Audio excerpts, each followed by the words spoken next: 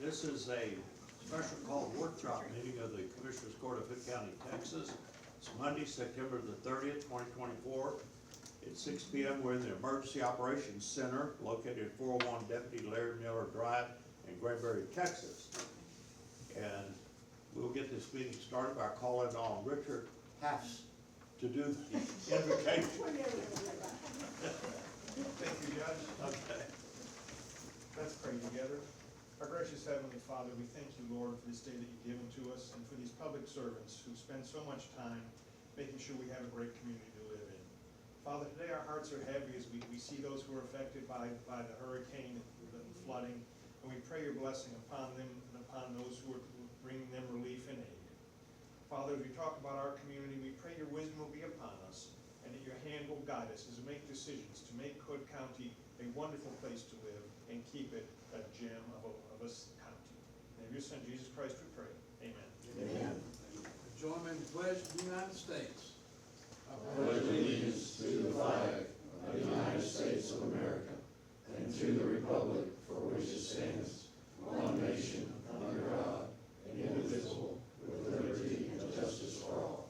And now the great state of Texas. Honor the Texas flag. I pledge allegiance to thee, Texas, one state, under God, one and indivisible. All right. Thank you very much. Okay, we're here today to discuss the Master Thoroughfare Planning Study. And at this time, we're going to turn it over to Mr. Ryan Jones here to give us, take it away. You're going to come up here and take my place so you can operate all these controls here. How about that? Yes, sir. Thank you very much, Judge.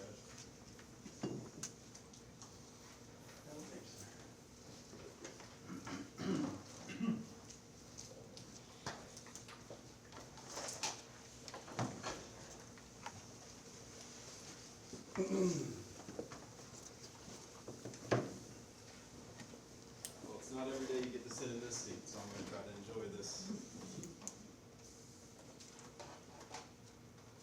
Bear with me real quick while I get this connected up. Okay, well, so this is officially workshop number 2. This is really, a lot of you may have been in, this may be your third meeting, because we had workshop 1 kickoff, then we had a special court meeting where we prioritized the corridors that we've been evaluating. And then today, this is called workshop number 2, but this is also going to kind of serve as a public meeting. So the hope was that we'd get some good representation from the public. So hopefully there are some of you local public that are here tonight, and we really appreciate everyone that's here. This presentation, it's about 26 slides or so. What I'd like to do is give a quick refresh on what we're all here for tonight, and that's the MTP update study. And so we're going to be kind of giving a quick refresh on what is an MTP, why it's important, and how we're going about the updates.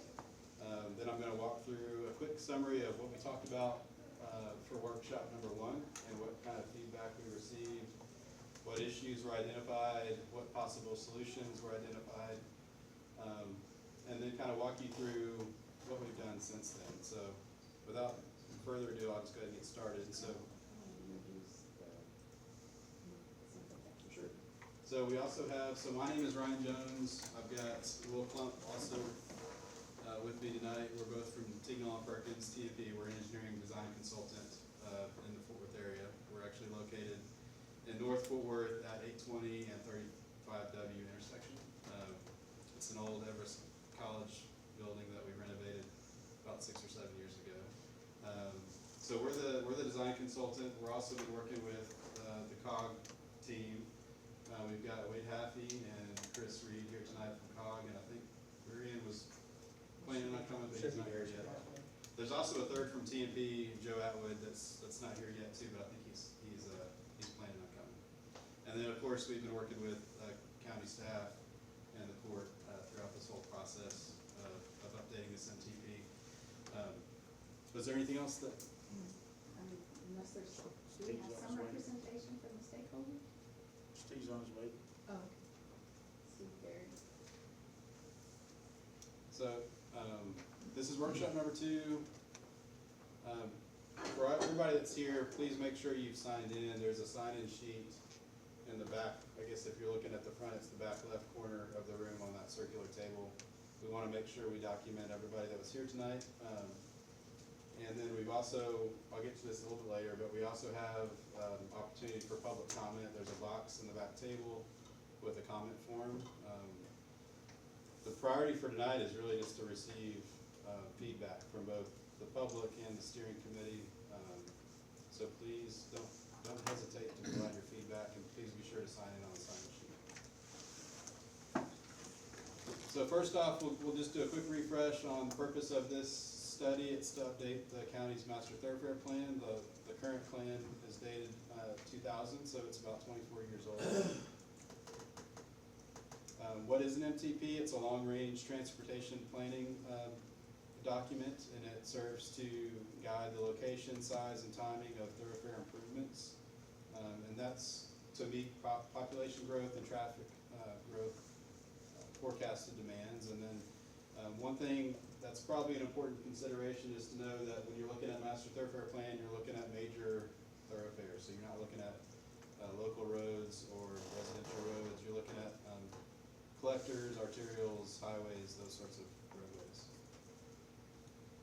It's important because it ensures mobility, safety. It allows the county to preserve right-of-way for future corridor needs. It reduces emissions, improves air quality, and then it also allows the county to plan financially for improvements that will be needed in the next 20, 30 years.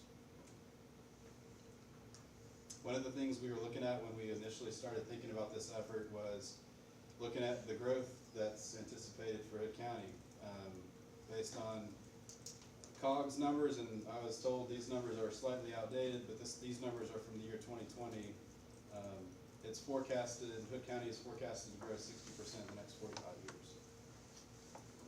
On the City of Granbury's comprehensive plan, they had performed a public survey. Traffic and pedestrian circulation was identified as the most important issue facing the City of Granbury. So that's just kind of establishing need for what we're doing through this study. So how are we going to do it? Well, we partner with the COG team. COG has a thoroughfare planning sub-area study program that they help local entities such as Hood County to look at their forecast. COG has a comprehensive regional model that with their involvement in this study, we have access to that information, which is really invaluable. But they assist us with this study, and the COG team, Wade Happy and Chris, basically are providing all the modeling support for this project. It's also comprised of the steering committee. So the steering committee is the court, along with ISD members, municipal staff, and we've got several folks from local municipalities within the county here, and then there's some other local stakeholders. I'm not really sure who all is here tonight, but the team is comprised of COG, a steering committee, and then there's the technical committee, which is us, TMP, the design consultants, the COG team, along with TxDOT representation, who's been at previous meetings as well. And then, of course, we can't forget about the public. The public is very important in this process. We want all of your feedback to make sure that the improvements that we're recommending, the alternatives that we're recommending, are really meeting your needs. You're the ones that drive the roads on a daily basis, so you're the ones that we really need that feedback from. And so that's one of the goals tonight. That's why we're having this meeting in the evening, is to try to get more involvement from the public and engage them. This is a quick slide that Wade had asked me to include in the presentation. This kind of gives some background on North Central Texas Council of Governments and who they are and what they do.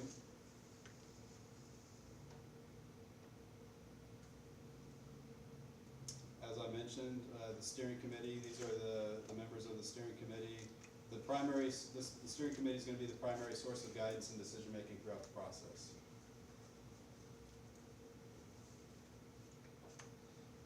The technical committee will be supporting the steering committee with data analysis and engineering expertise.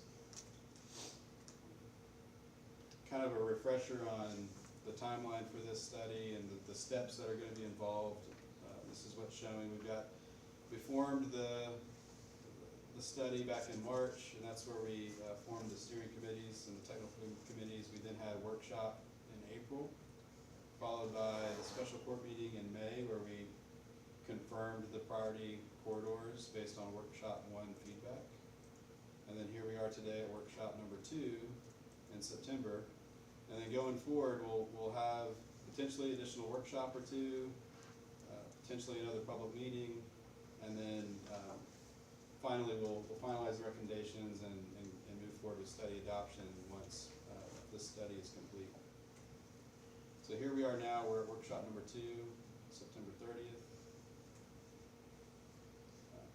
Now we'll get to kind of a quick summary of what we talked about on workshop number 1. There's been several weeks that have passed since we last met. The primary goals that we talked about were, to relieve traffic congestion. And what we kept on hearing, and what we even saw on some written comment cards, was there's a lot of traffic on 144, there's a lot of traffic on US 377, there's a lot of traffic on Fall Creek Highway, FM 167, and there's a lot of traffic on 171 through Crescent. And so one of the goals, the primary goal for this study is to relieve some of that traffic congestion, provide some additional routes that will improve mobility. And one of the things that we've been talking about is moving traffic from coming up 144 and then northeast on 377 is getting people moving south to US 67 and then over to Chisholm Trail. And that's just going to be providing some additional mobility and getting them out of, just providing additional routes to release some of that congestion that we've been seeing on 377 and some of these north-south routes. So we've identified some new thoroughfares. That's one of the things we're going to look at and talk about tonight. We've also prioritization of near-term and long-term improvements was one of the goals, and then ultimately creating an organized plan to implement those improvements. Those were the goals that we established as part of workshop number 1. We identified 18 different known issues, whether those were safety issues or congestion issues during workshop 1. And we also identified 18 potential solutions to those issues. That's a lot of issues and a lot of solutions to evaluate and dig through. We documented all those things. We took meeting minutes. We collected written comments from a lot of the attendees. I think we got 10 written comments from the steering committee members. We documented all that on our map. You can kind of see up on the screen everything in red are markups on the UTP map that we marked up. Everything. This middle document is a summary of the meeting and what kind of feedback we got. This is an example of one of the questionnaires that we collected as part of that meeting. We then took all that information. We met with COG afterwards. We've had several coordination meetings offline with COG to discuss the feedback and the data and their modeling efforts. One of the things that we heard from them was, look, we can't evaluate and model all of these 18 different things. It's going to be too much information to digest. We really need to prioritize these 18 alternatives to a smaller number that we can really hone in on, we can incorporate into our model. Like I mentioned, they have their mobility 2045 model, which Wade or Chris can talk to you about here in a minute. But they have an existing model. What we're doing as part of this is there's some new routes that we want them to incorporate in the model and see what impact that has. And so we distilled all those 18. Some of those were just safety improvements that we need to make. We don't necessarily need COG to model those improvements. Those are just improvements we know need to be made.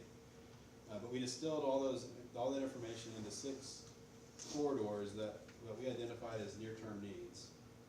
And we called those the priority corridors. And so if you hear me refer to the priority corridors, that's the list that we're talking about.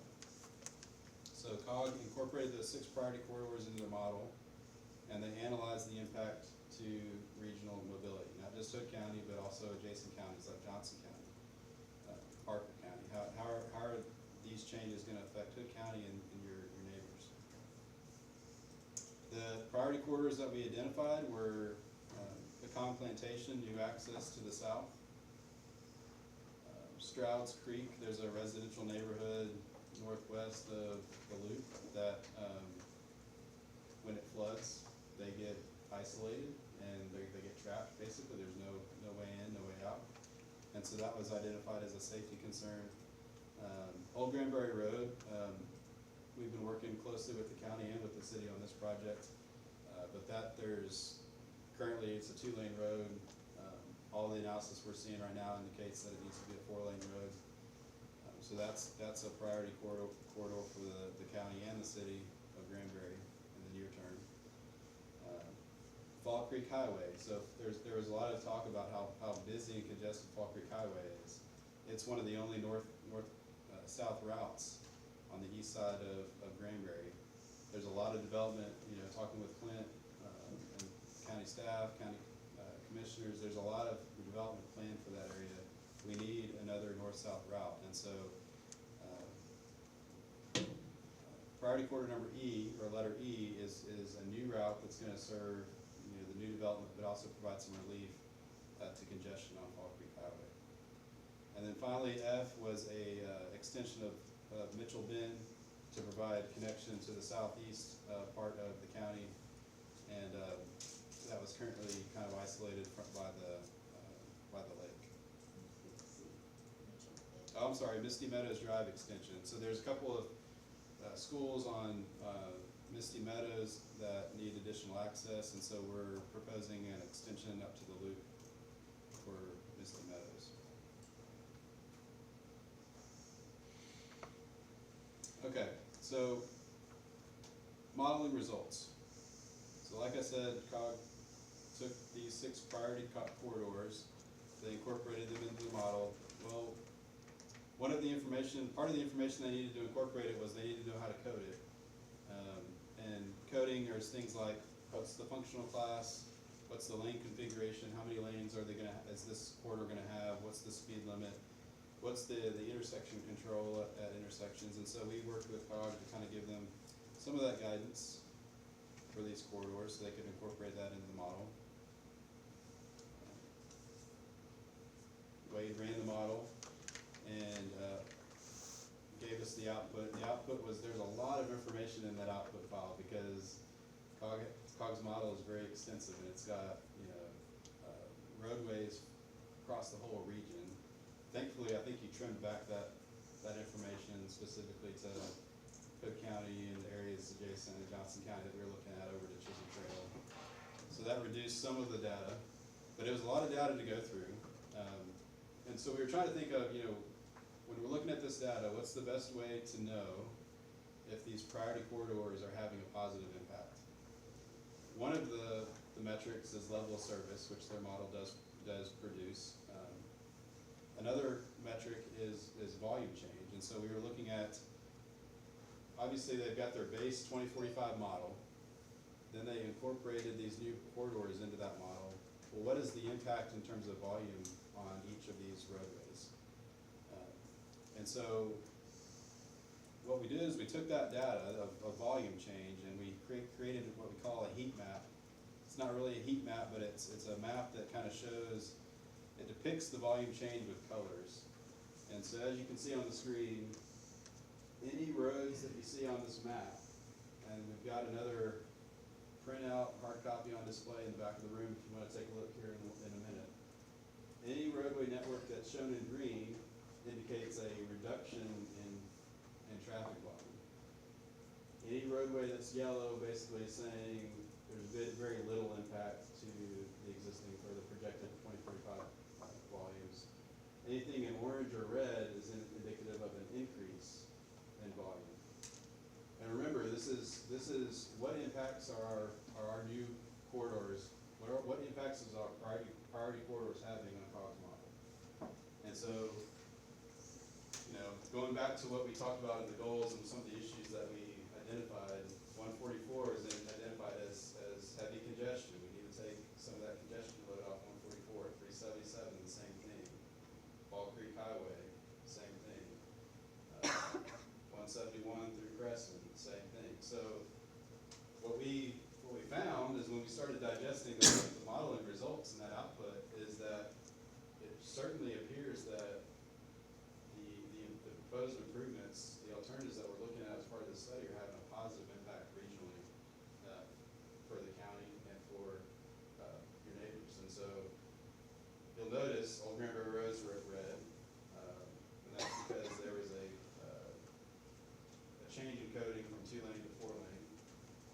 this route right here is the new north-south route that we're looking at. We're proposing a connection here down to County Road 325, and so that's why you see an increase in volume. I forget what this road is right here, but this is 67. This is US 67 over here, and then what you see on the map over there is a more zoomed out version, but you see an increase in traffic on Chisholm Trail. And so what that's showing is that you're encouraging more traffic to come to the south, more traffic to go to the east, which is taking some of that traffic loading off of the corridors right now that are overloaded. So what we're seeing so far is positive. We're very encouraged by the results. All of the Hood County, Wade tells me all the Hood County roads receive a level of service A, B, or C.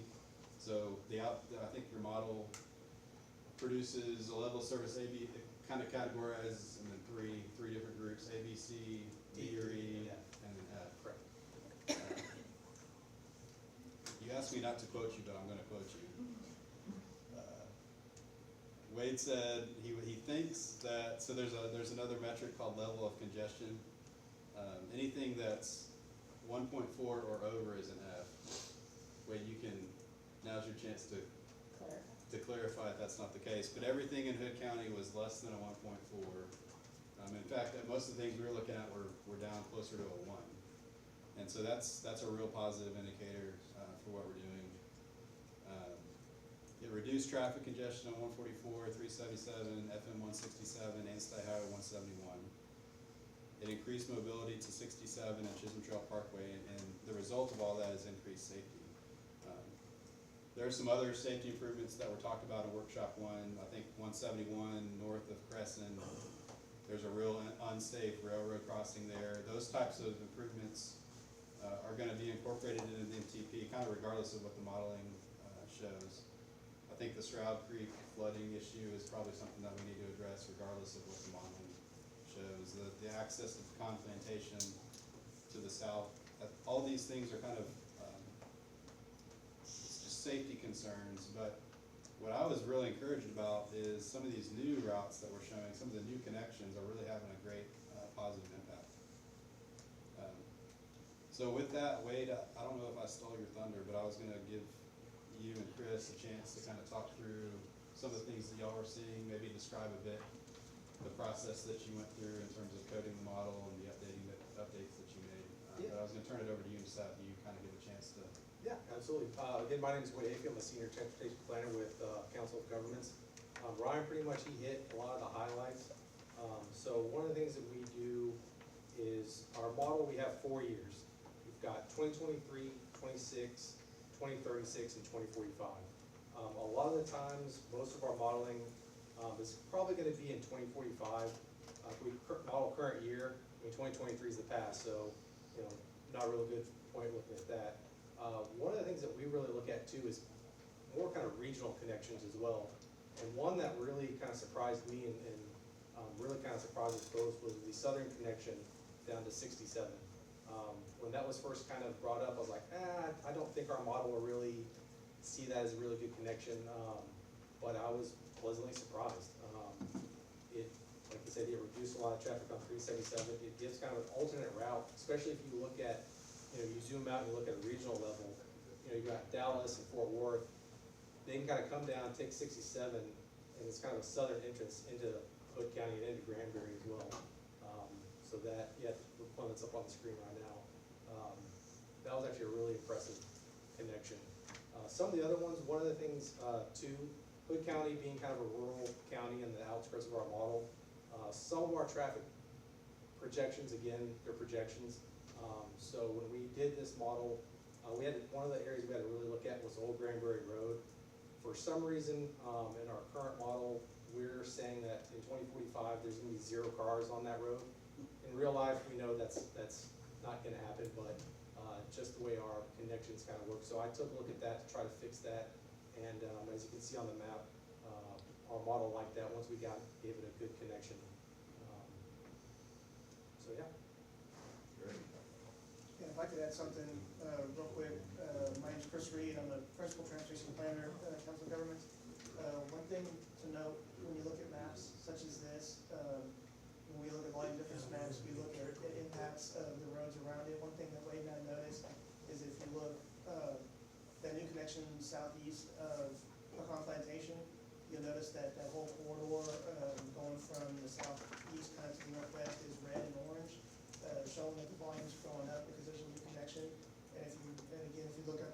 177 and Old Granbury Road, you get a lot of red as well.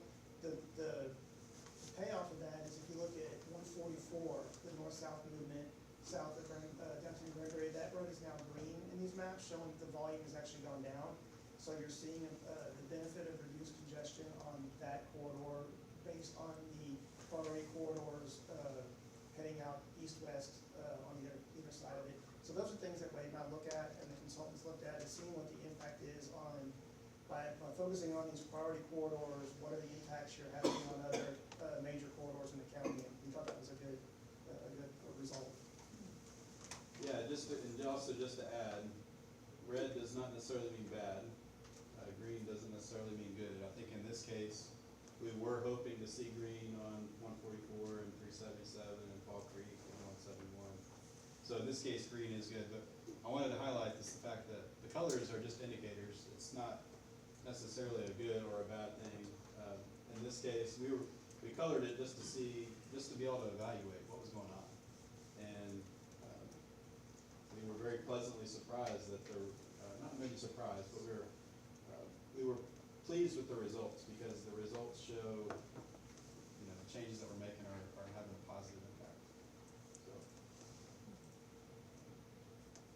does anybody have any questions right now before I get to the last couple of slides where we talk about next steps? And then I'd also like to just kind of open it up after that to general Q&A and discussion. We've got, like I've mentioned, we have comment cards available in the back. We've got maps displayed across the room for you to go look at. But does anybody have a question on specifically the modeling aspect of the study and what we're showing on the screen currently?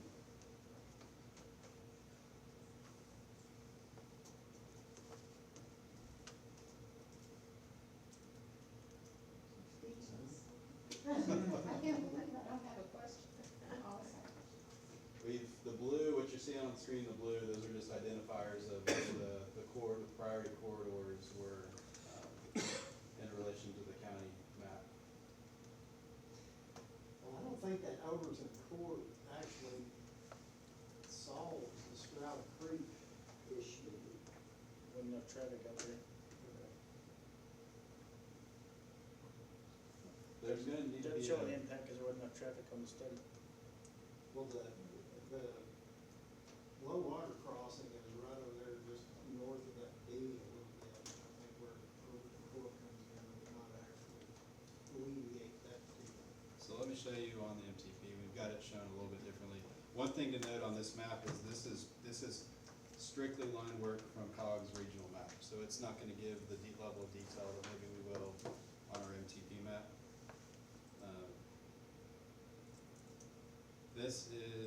This is the low water crossing that you're talking about right Yes. there, Kevin. Okay. And the problem is that when Stroud Creek floods and this little crossing here floods, nobody that's living down here in this residential area has any access out. So they're bounded in the south by the railroad, and then there's no other access points. And so one of the improvements that we're proposing as part of the MTP is to make an additional connection. And so that'll then connect Blue Lake Court down to the loop, and then up north to Lipan Highway and Tin Top Highway. Okay. And so you're right, as it was shown on here, it doesn't really fix anything. But we've got a little bit more detailed look at what we want to do at this location. And this is just, these lines, we've done some initial vetting of them, but on these new alignments, there will need to be a route study and a more detailed alignment look at all these locations. So don't get, for any of the public that are here tonight, don't get too worried if you live in this area and maybe that's your property. This is a line indicating what we'd like to do in terms of a new alignment to provide additional access, but it hasn't been fully vetted yet. Can I ask a question? Sure. Could you tell me just a little bit more about what you think the area around Mitchell Bend might look like?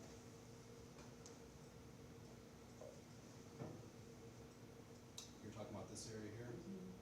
So the solid lines are an existing roadway corridor. The big thick dashed lines would be new roadway, new connection. And so This would involve extending Mitchell Bend. I think this is a parcel here that's all owned by one person. We'd have to cross the Brazos, and then obviously there would be some right-of-way acquisition needed to make this connection south to County Road. Is But- that the orchards out there where the, in the pocket of the Brazos where it goes around, and is that the orchards? No, it's Fort Spunky. Yeah, Okay, thank you. that's right next to, Brazos River. Yeah, that'd be back to the west, Brazos Road. Is that what you're asking? Well, River Trail, Riverview Trail and River Country Lane are.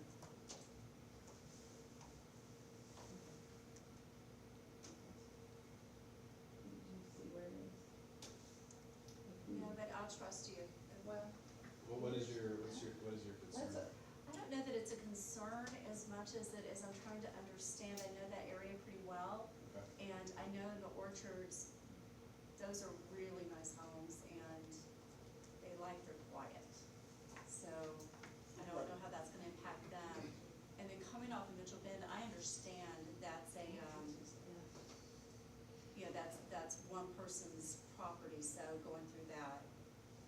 Okay, I was questioning the orchards. pretty sure that Orchards is where that F is. Up here. Where? No. No, that's not. Orchard's right there, just east of 144.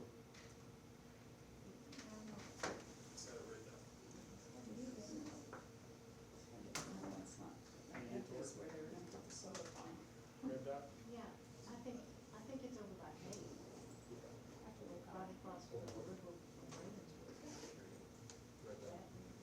Orchard's on the Brazos it is. It's not showing on the screen. Yeah. Okay, just tell me where to go. Right here? Yeah, Yeah, no, south of the river, Oh, down here? yeah. north of, yeah, county, Right here. This Yeah. part, right Okay. there, going Okay. to. yeah. long ways from that highway. Right, yeah, that's right. Hey, anytime you need. Thank you. I can pull up Google Earth too if you want to Yeah, see that. that's helpful. I'm gonna take your word for it. Okay. Okay, thank you. Yeah, thank you for the comment. Signs on the wall. I knew it was in the bin. I guess these So I TVs are logged in. laser proof. This is, that's Abby.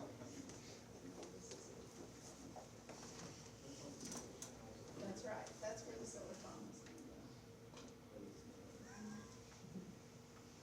What other comments, questions do we have on the modeling?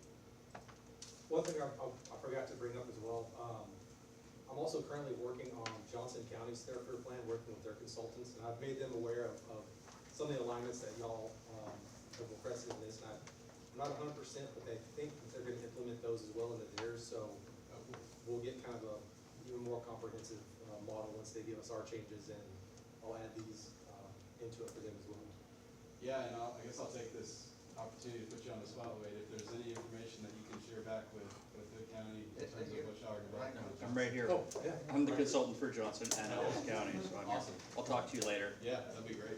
We have to change some information, but yes.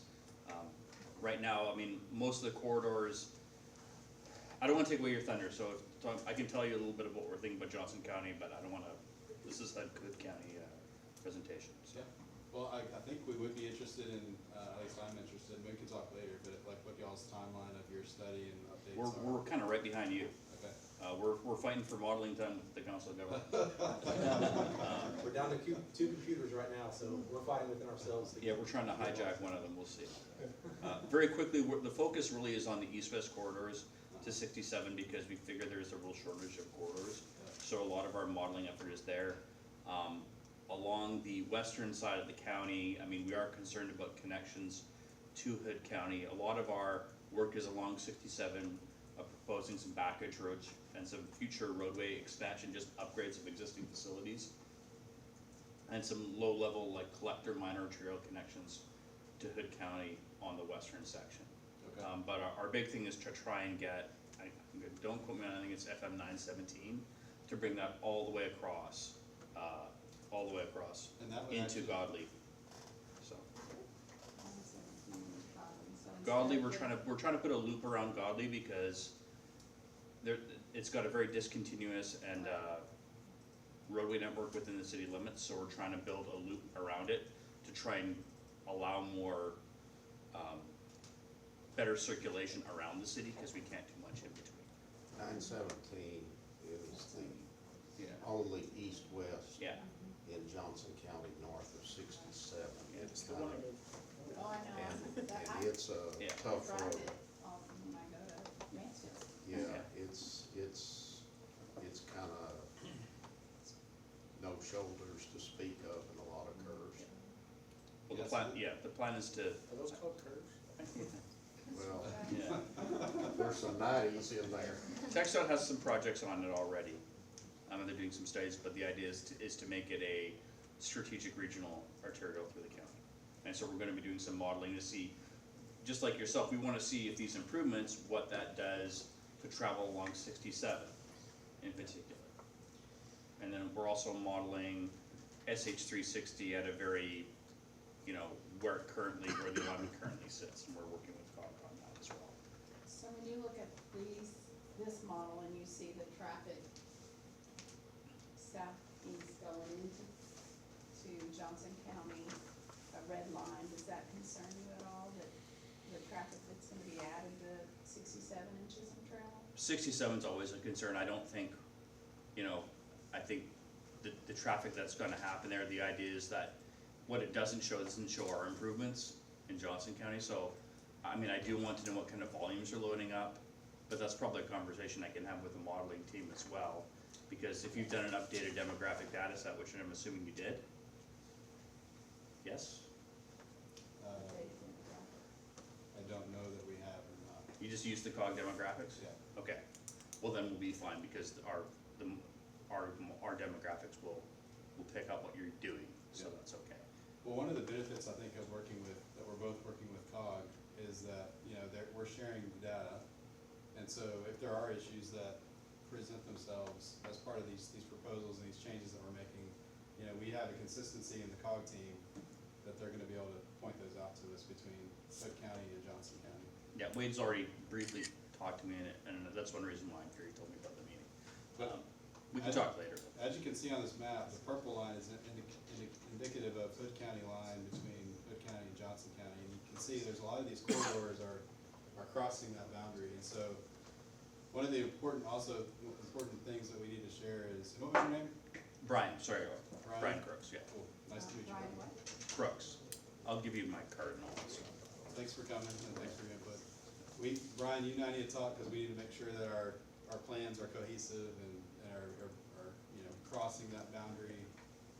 Connectivity is, I think, is the most important thing, and Provide that that we're not connectivity. putting a 6-lane arterial into a 2-lane collector. Right. Yep.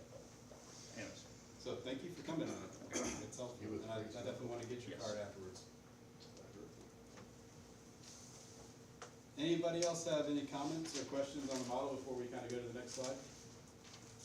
So we're gonna go over what the next steps are. I think we'll go ahead and get to the next steps. Lost our place in the presentation here just a second.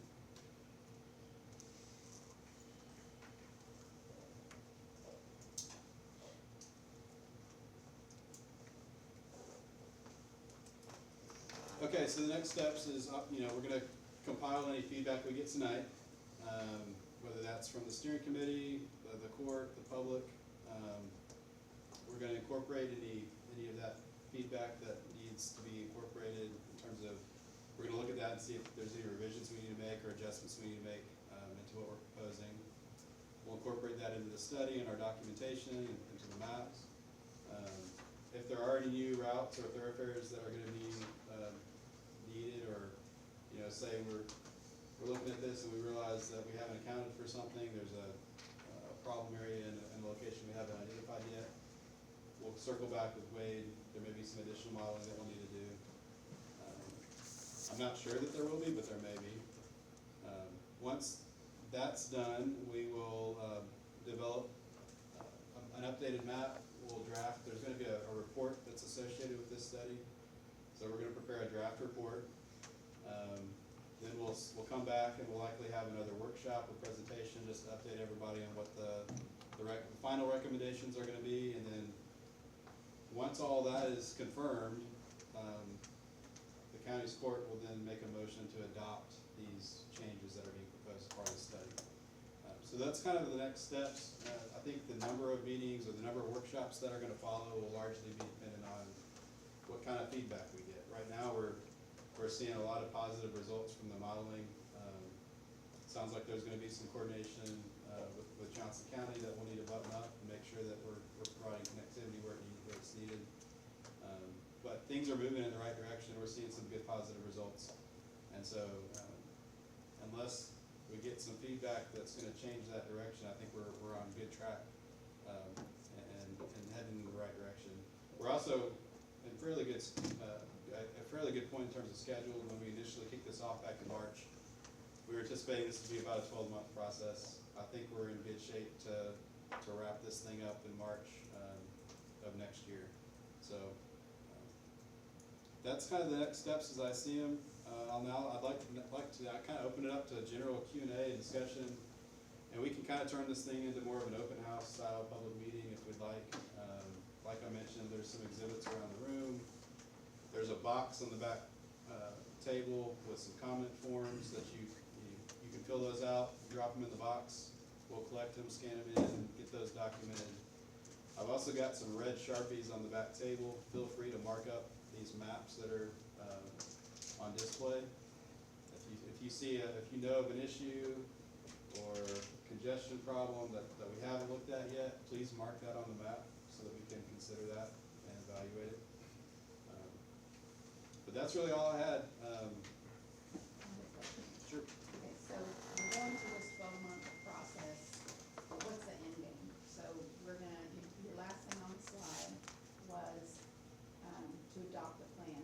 I'm asking this because I want to be on record and for the people here to understand what the big picture is. After we do this, what's the benefit to the county and the people that live here? Okay, so there's multiple benefits. The result is you're gonna have an updated map that identifies your planned improvements to your roadway network for the next 20, 30 years. You're gonna have an associated report that documents how we determined that those improvements were needed, what process we went through. All that's gonna be public record, so the map's gonna be on your website, hopefully. The report may or may not be on your website, but hopefully it will be. So that's all gonna be public information, so anybody that lives within the county or wants to move to Hood County can see, hey, this is what the county's got planned for their roadway network in the next 30 years. It's gonna help you preserve the right-of-way, so these new corridors that we're looking at, there's currently no right-of-way there for those corridors, and so there's gonna be, right-of-way acquisitions needed. But, in some of these corridors, like Old Granbury Road, there's developments that are actively occurring on that road. As developers go to develop those plots of land, the county can require them to dedicate the right-of-way needed for the future expansion of Old Granbury Road, so the county's not having to go buy that right-of-way later. Or if someone wanted to develop Fort Spunky right now without that road on an adopted map, we couldn't say anything, but we can tell them we respect that right away, that there will be a road there. But we know the growth is coming, and so it's very important to have a plan. We need a plan ahead. We need to be able to anticipate when this infrastructure is needed, so that when the traffic comes, we're ready. We need to be able to preserve the right of way, and then we also need to be able to plan financially for, building these new improvements. These roadway improvements are gonna be expensive. It's not gonna be cheap. Steve, did you have something? So then with a mobility plan, when you go to talk to TxDOT or talk to Senator Birdwell or Shelby Slauson, they're gonna ask you right off, you have a mobility plan. If you don't, if it hadn't been for Michael Morse and Brian Birdwell, we'd have never got Crescent off the ground. But with the session starting in January, it'd be a perfect time to also start asking for funding, and you tell them you're doing a mobility plan. It's a 2045 project, but at the same time, I would be knocking the door down with Slauson and Birdwell asking for funding and to be on the agenda with Michael Morris, and having Michael have that paperwork in place, then you can immediately say, we've already outlined this, Johnson County is in, we're trying to coordinate with them in Somerville County, and and your funding will come easier because you're tying 2 or 3 senators together along with state reps. So we didn't have a mobility plan back in '07 when we started the Crescent debacle, but we also had pass-through funding, and the city of Granbury had it with Mayor Southern and Harold Sandell. They didn't use it, so they passed it off to us. We didn't use pass-through funding, but we turned around and Senator Birdwell and Michael Morris had it where we could tie that in and get a fixed rate, and so we released the money back to the state of Texas. So that's So- where I was going, is there's a process, this is the first step in a long process. You have to have this in place to be able to go and ask for the funding from either the state or, I don't know if we can get federal funding or not, but, It is federal. okay, so, but we have to have this in place, we have to have a plan before you can even go ask for funding, so. When you said these roads are real expensive, it's kinda scary to think that that's gonna be all on the burden of the Hood County taxpayers, but not necessarily so, because we can get funding from other resources. Yeah, that's a really good point. Yeah. Well, especially too, you know, we talked about the last meeting, just Old Granbury Road itself, we've been throwing around numbers like 50, 60 million bucks. Yeah. That's just for that one road. So, you know, we're looking at, Making it all the way to Crescent, is it? yeah, All these are It doesn't have to go over the river. that's another thing. All these Steve- are planned for Steve's major right on that. thoroughfares, farm to market, or What's that? highways.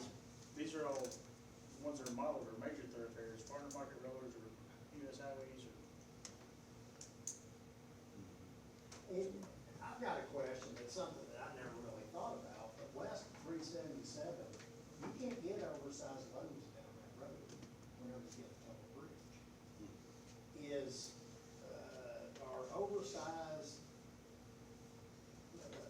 routes any consideration in this? Is that something that we need to, especially whenever they start tearing up the 144, 377 interchange? I don't know what that's gonna do as far, oversized loads are gonna have to go all the way around Hood County, basically. I didn't know if that was any impact, doesn't really necessarily even seem like the right fit in this discussion, but figured I'd throw it out there and see if that was some kind of. So basically planning for 377 being under construction and eliminating some of that freight network is what you're. Yeah, if there's anything big, I think right now it comes up 144, to get to 377, it's coming from west into here, because it can't go down. Well, now we can sell them to the total. And that may be what is, it has to go 67 over to Johnson County. Kevin, we can talk about that, yeah. Okay. We'll take note of it and discuss it. I don't know, Cog, if you guys have any thoughts on that or not. That's another issue that one from Granbury to Stevensville, that 377 corridor right there really needs to be 4-lane, because in some of the previous meetings, when TxDOT put out data, 1/3 of all the fatalities in the state of Texas are from between Granbury and Stephenville, on that corridor right there. That's their number. 1/3 of all the fatalities in the state of Texas are in that 30-mile stretch. That really needs to be a 4-lane divided right now, in my opinion. There was a major MDA out there just east of Tyler this morning with that Yep. indication, they had to cut them out of the cars, so. So you're looking at March for the court to adopt it? I need a 30-day notice so I can get the court to set a public hearing for it. Mayor Mayor Jared, Jared. question? Yes, sir. Maybe I'm just not seeing it, but I know Jack's talked about it many times. Where's that, the southern extension off of 567 across 377 and back into 144? Is that on there anywhere? It was on one of them, I did see it earlier.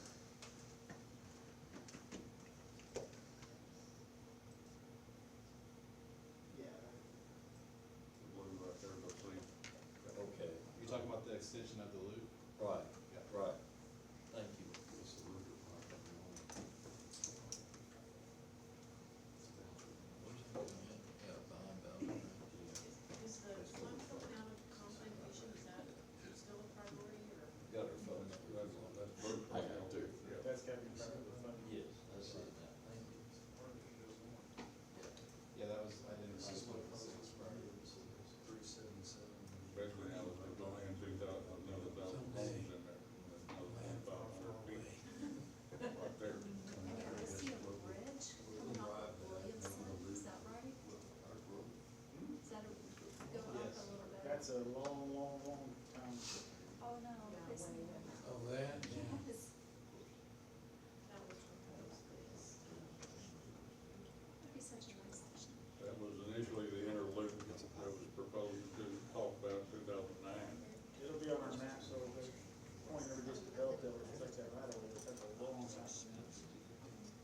more of a long-term improvement. Those just road like bills that. are expensive, and they're not just, Yeah, add an additional not just, cost. remember every 20 years, you gotta redo it, maybe 30, That'd be if it's a busy. expensive. Probably do 3 over every road across that.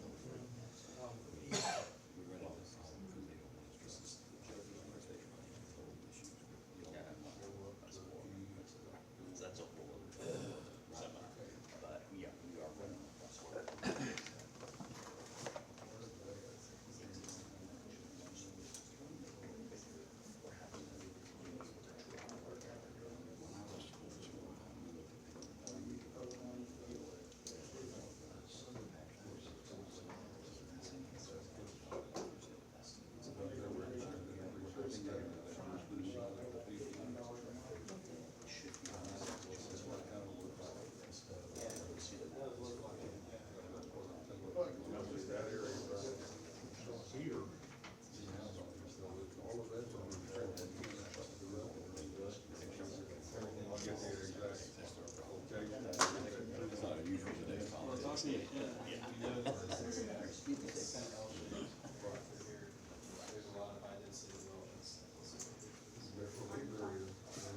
Where exactly this alignment falls, alignment study ultimately would be. Okay, I mean, that's just something to be aware of, but I will get you that in email. That's right here. Okay, the development's going in, the development going in right here, 56 homes. Yeah, all of this. I didn't know that.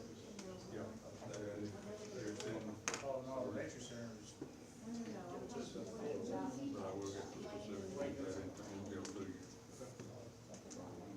looks like maybe you're gonna have to come in to tie in the 377, just this side, but the big hill right here, the Patrick city limits.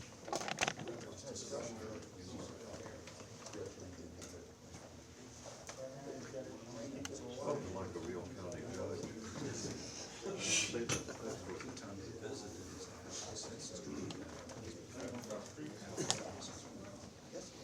Well, guys, that concludes the presentation portion of this meeting. Unless anybody has any other questions, we can just open it up for kind of general discussion, and feel free to get up and look at some of the maps, and get up and grab a comment card and a marker if you want to mark up some of the maps. But that's all I had, Nanette. I don't. Ryan, when we get closer to pinpointing down, then at the end of January, we're gonna be on the last quarter of January, we'll come to set a public hearing for the question. We can talk, we'll need to make sure that there's no other, changes that we anticipate. Well, not, we just set a public hearing and it's all where it's all. Yeah, we could. That's kind of what I was telling you in your email earlier. Yeah, I mean, but I didn't realize how, So, I would like to get, one of the things I was thinking about while we were talking is all the previous presentations that we've done, we need to set up a link group on our website called Master Thoroughfare Plan, and then put all the presentations that we, in the meeting minutes. Sure. So that the public can go through it and see it.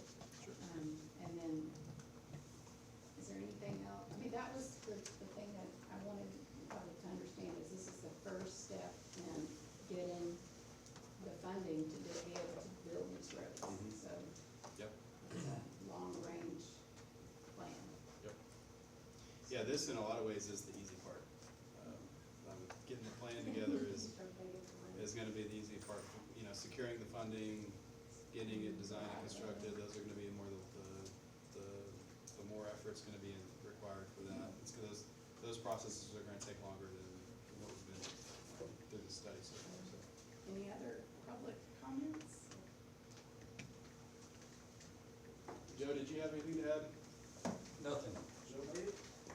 For once, I'm not saying anything. Another person from. Judge, did you have anything you wanted to add? I do not. I thought it was a great presentation. I'm really impressed you're in the right direction. Lots of stuff kind of coalesces here. You've done a good job. I like reducing 18 to 6. I can understand that. Yeah. We appreciated that. Well, that too, like you said, some of the improvements, our model just wouldn't show, you know, the intersection improvements and things like that, our model's just not that granular. You guys are looking at the region, y'all aren't drilling down into neighborhoods. Exactly. I do have an observation that I want to put to Brian and crew. I noticed that the connection goes across the Brazos River and connects to 67. Could that be responsible for lowering traffic on 377 and making it green in town? I'm just looking at the system, the overall system in general. So people in south and southeast Hood County, they have to go up 144 through town, but that bridge, it's actually a slingshot, 67 to the Chisholm Trail Parkway, and boom, they're in town in 25 minutes. Well, You know, I hear people, when you're a high roller in Hood County, it's I hear people that I'll pay live the over toll. there on No, that was one of the corrections. Tell me how much. I got told. that's the one that jumps out to me. Yeah. And it goes back to, you connected it to a major highway. And I was kind of worried, it's hard to see on that map, but that southern section that actually goes out, technically outside of our model. So I was kind of worried that it might not see it correctly, but it did, so. It's right on the edge of my model. Right, yeah, right on the edge. But yeah, but we noticed that it was removing traffic off of the 144 area, because before, or now, they have to go up to Granbury, and then 377, that's something that with our model, obviously jumps out, is 377 is like the main way in and out of the county, and that adds, south confrontation, that adds another way of getting in and out of county. Yeah, it's interesting that like right here, if you look at 144, all this is showing an increase because people in this area are making the decision, do I go north or do I go south? And they're deciding, you know, according to your model, they're gonna go south, 67 allocation.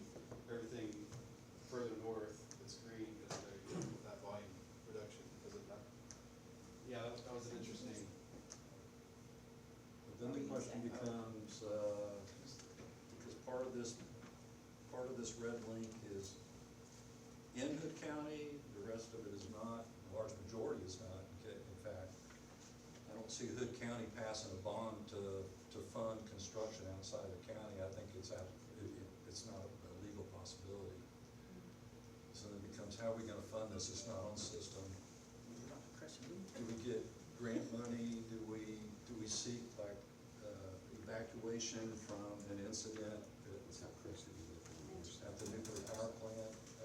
We'll come to you guys later, or others that come to pursuing those avenues. Question too, the road 144 going into Somerville County is 2-lane.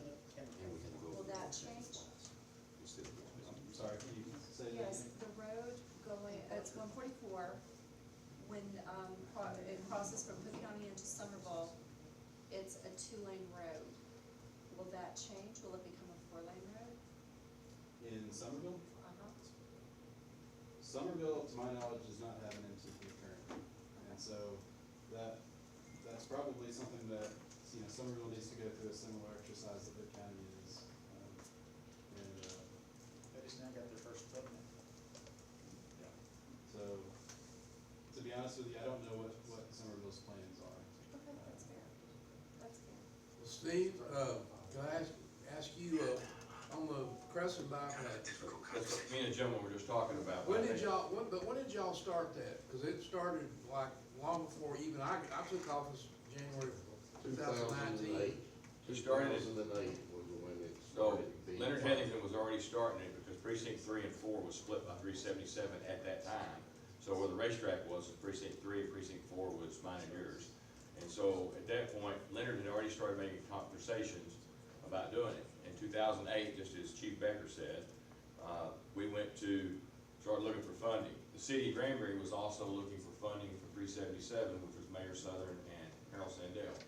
So we actually went to the Federal Highway Transportation a couple times. We went to the Nuclear Regulatory Commission a few times. And then he and I were just talking about what you're talking about and what she's talking about. We would have taken the loop around the south side of Crescent, except it ended up in Johnson County at 3/4 of the way. Judge Harmon and Commissioner, at the time, Matthews was there at the time, they didn't have the funding because they were building Chisholm Trail. So we had to go back and go to the north side of Crescent, which stayed about 75% in Hood County, except that last sliver that went into Parker County. Parker County then did not have any objection for Michael Morris to pay that part of Parker County out of COG, so we had to pay the 10% basically from Hood County, but we couldn't go to Johnson. So what everybody's talking about using Parker and Somerville and Hood, if you don't have a transportation plan, then Michael Morris can't go to bat for you and find funding for these other counties. Because Somerville's not gonna have 10% of the job. You heard Commissioner Eagle say 60 million to run. I mean, some people in the room don't know it, but there's a statute on the books that any road the state highway department does for US highway, which is state, TxDOT, or federal, counties are responsible for 10% of that bill. If you didn't know that, you should know that. Because I'll tell you how I found that out. Luke 567, when they went and put Luke 567 in precinct 4, when it was drawn out in the books, just like you're doing right here, it was around $2.3 million. When Mayor Southern got that started and built, because everybody told him nobody would use it, now look at it, it cost the county, it was $5.5 million. So I'm sitting in my office in 2009-ish, I believe, and Judge Rash brings a bill down in my office for $550,000 that we did budget. But before they started the project, we had to be on board with the city and the county. So the city and the county had to work together. It's gonna happen on the 377 expansion as well. I mean, they're not, they want you to do that for a reason. I think Cog can tell you, they wanna see the county and the city buy into a state project. So that's why they asked for that 10%. But that's why a partnership with COG is important, because we'd have never got Crescent done if Michael Morris hadn't waved his magic wand and got money for Parker County at that end of the roadway. Well, it helped when he got stopped by the train for. Yeah, thank God he got started on the train. Well, if you wanna know what got traction on Crescent, and I hate to bring it up, but when we had the safety issue, the one that got the ball rolling was the Nuclear Regulatory Commission, when we said it was the escape route for Hood County if we had a disaster at the power plant. And NRC absolutely went crazy. They did not want to see that put out to the general public. And they went crazy. And you know, I'd never been to the NRC building in Arlington until Michael Morris called me and Judge Cockerman and said, I need y'all to come to Arlington. They're not real happy. And so I think at that time, Sheriff Deeds had almost cut the arm off the deal there. But, you know, but all of a sudden, they played ball and everybody, and I'll tell you, Senator Birdwell found money then through Governor Perry at the time, and they immediately got that ball. That immediately went from a third or fourth priority to a safety issue, and nobody in this room can take a safety issue in their face if somebody dies. So when you talk safety, and I think that Jack's onto something when you talk about 377 West, that's already on the books, but somebody needs to be beating the door down for funding right now.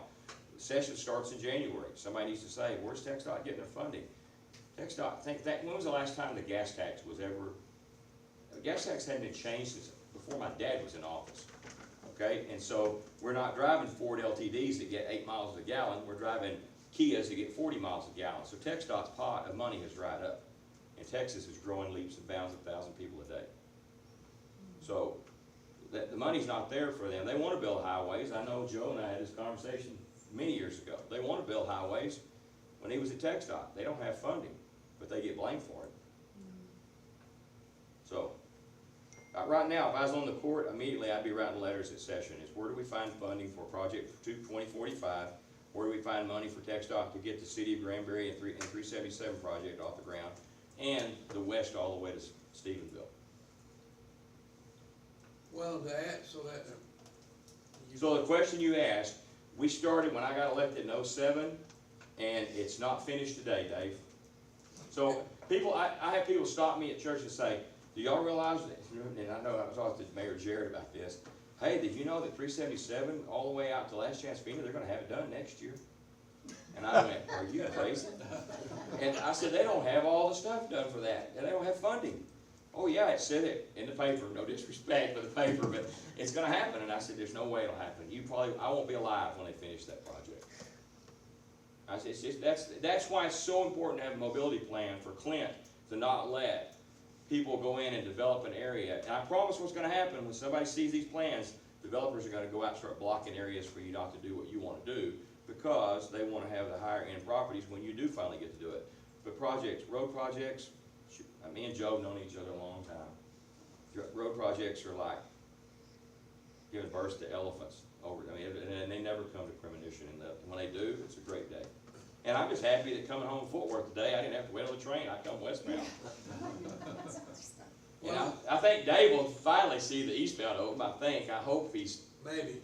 2 feet. But to add, so just to put all this into perspective, to add what Commissioner Berry has talked about, just that 2 miles was 85 million at the time that they started it.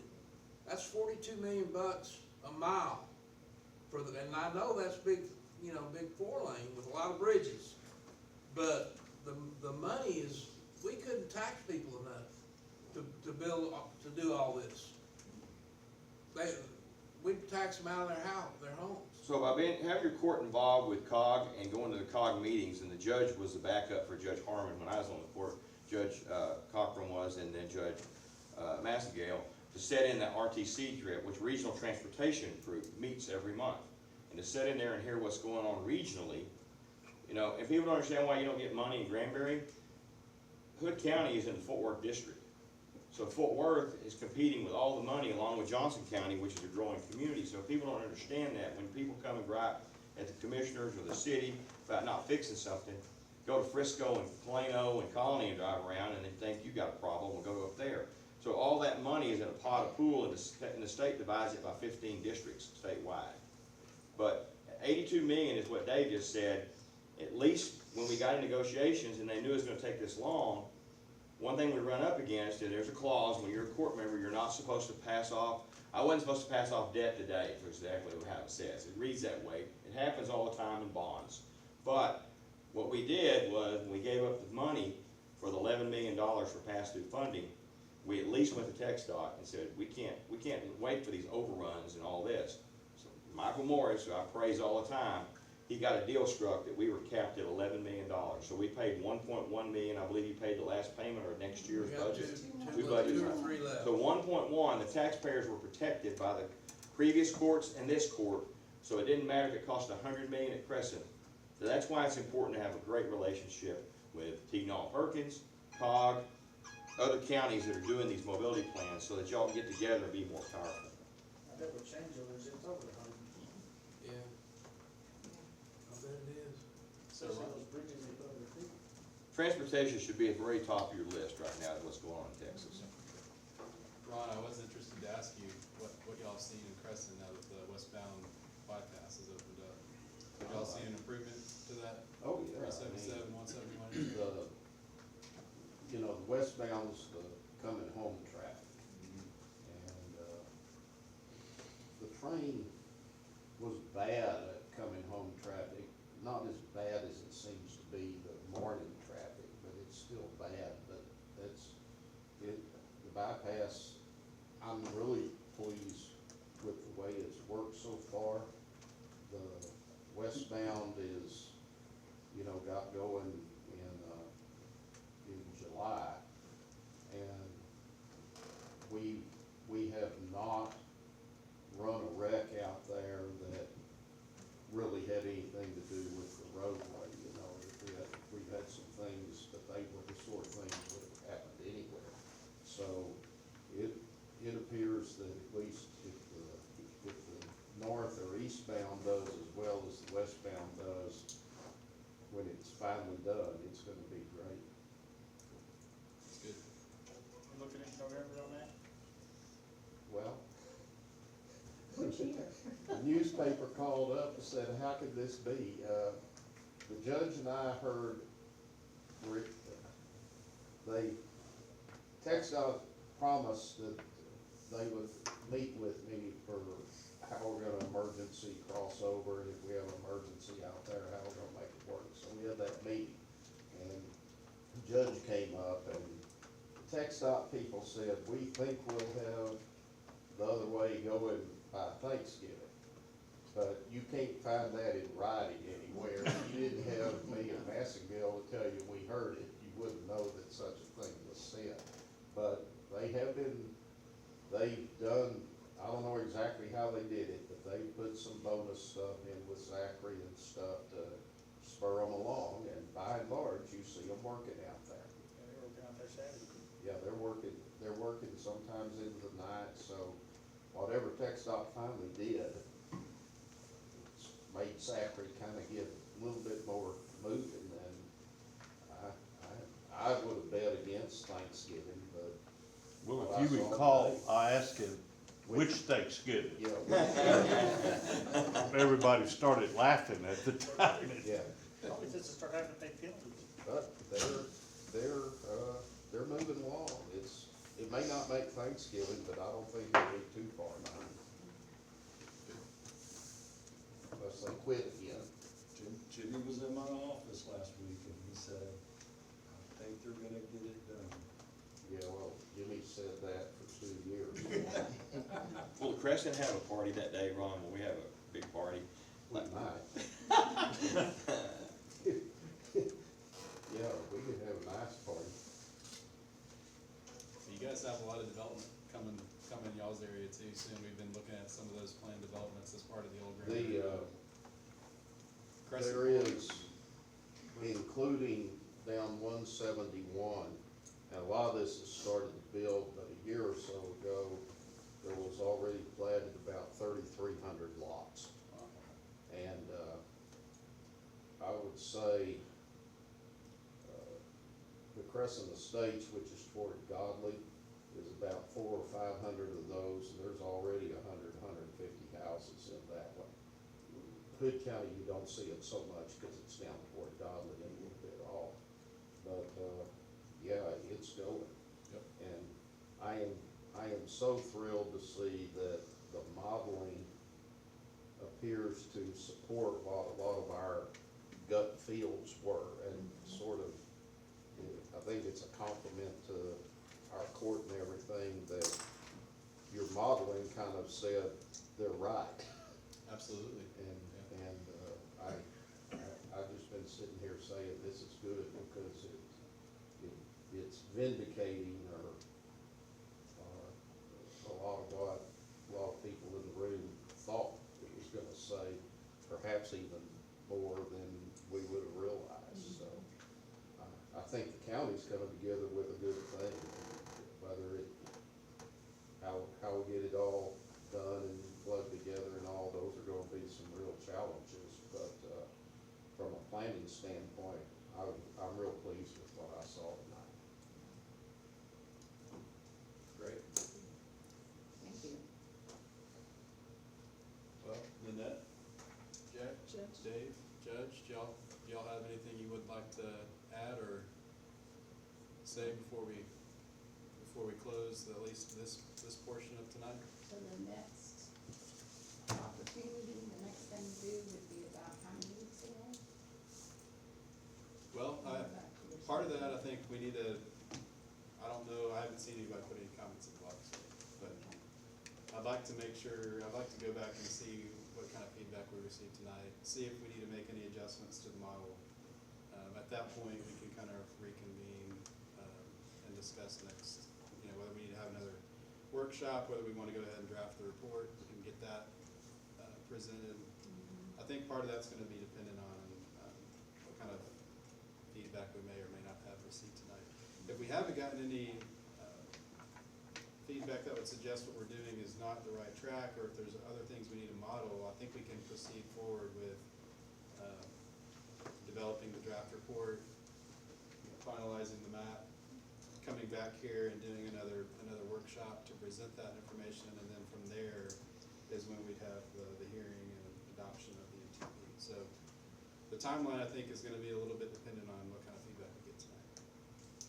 Sounds all very positive so far. Is there a way to email, comments, or just a few people that are here tonight? You can email, let me get you my card and you can email me whatever comments you have and I can get those to you. Yeah, or just, can you say it out loud so people that might watch the video or are watching the live stream? Man, that might be dangerous information to put out there.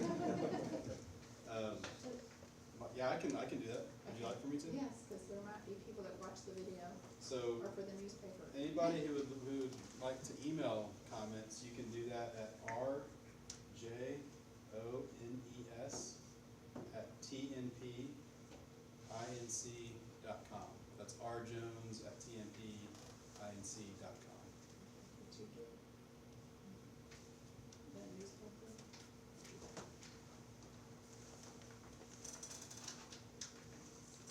I think my inbox is gonna be blowing up tomorrow. You might set up a different email for that. I might need to set up a new. Yeah. Well, the paper won't. Well, I hope it does. Now, online, or not till Saturday. This is just Monday, right? Friday already.